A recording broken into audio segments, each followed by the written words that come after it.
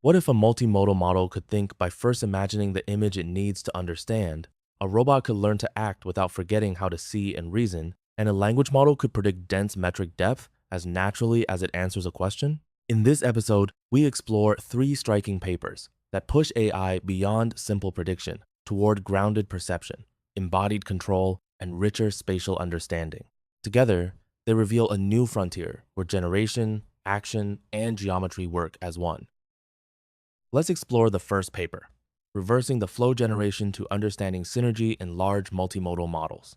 Reversing the Flow proposes generation to understanding, or GU, a zero-shot mechanism in which a unified multimodal model uses its own image generation as an internal reasoning step before answering a visual question.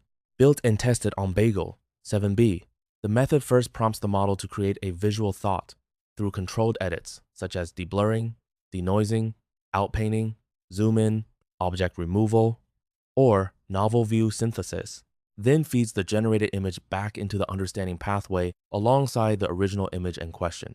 On Visiting Bench, a curated suite of 1,595 samples spanning 34 subtasks from 12 benchmarks. This reversed information flow consistently improves multimodal reasoning with gains above 10% on spatial, perceptual, and logic-heavy tasks such as 3D height estimation, illusion, reasoning, and color recognition.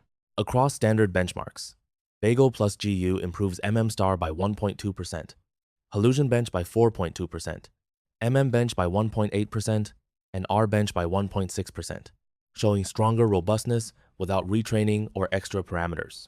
The paper also quantifies the mechanism. Better generative fidelity correlates with larger downstream gains, with semantic consistency and perceptual quality, explaining improvement at R2 equals 0.27, B, nicht zählig, nicht einer. However, the gains are bounded by the model's synthesis quality. Text-heavy and symbolic tasks benefit less, and autonomous prompt writing often produces plausible but poorly targeted edits.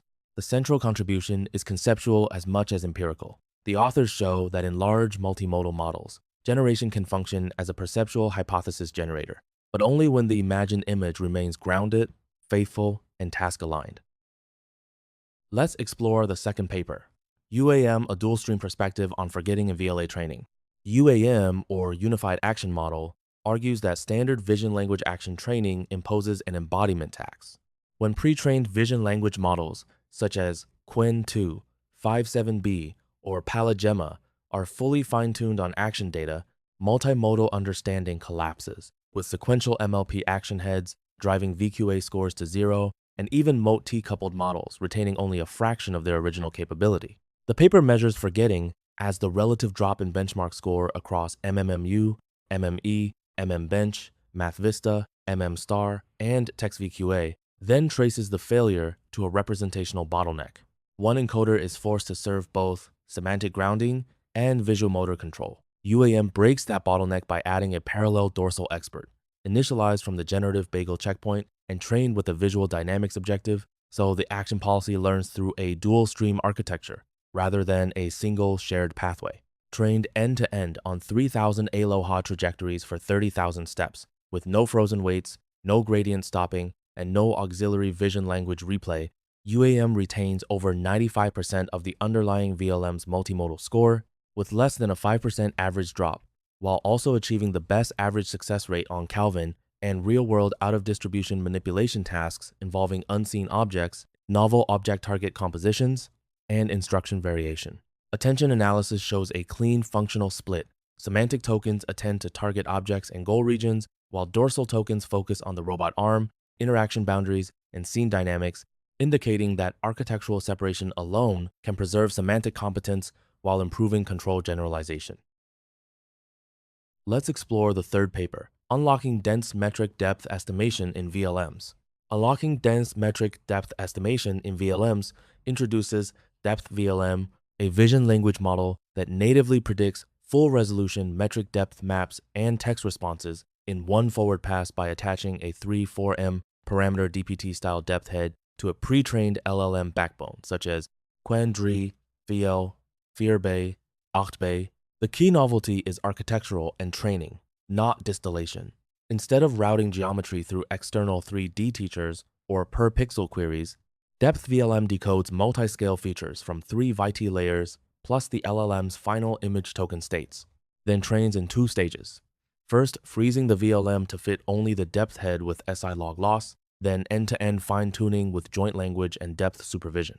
The paper also normalizes all training images to a shared focal length, FC equals 1000, to remove camera-induced metric ambiguity, and releases Depth VLM Bench, a 4.4M image indoor-outdoor benchmark spanning Argoverse 2, Waymo, DDAD, New Scenes, ScanNet++, Tasconomy, Hall M3D, and Matterport 3D.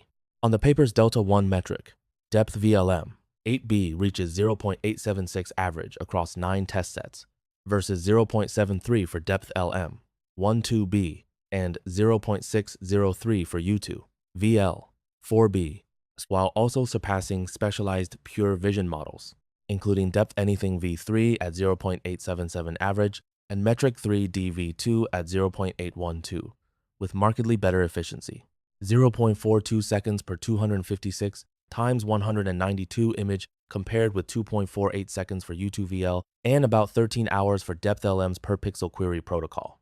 Importantly, the model preserves general VLM ability on benchmarks such as MMBench, ScienceQA, OCRBench, and POPE, and its improved dense geometry even boosts downstream 3D spatial reasoning.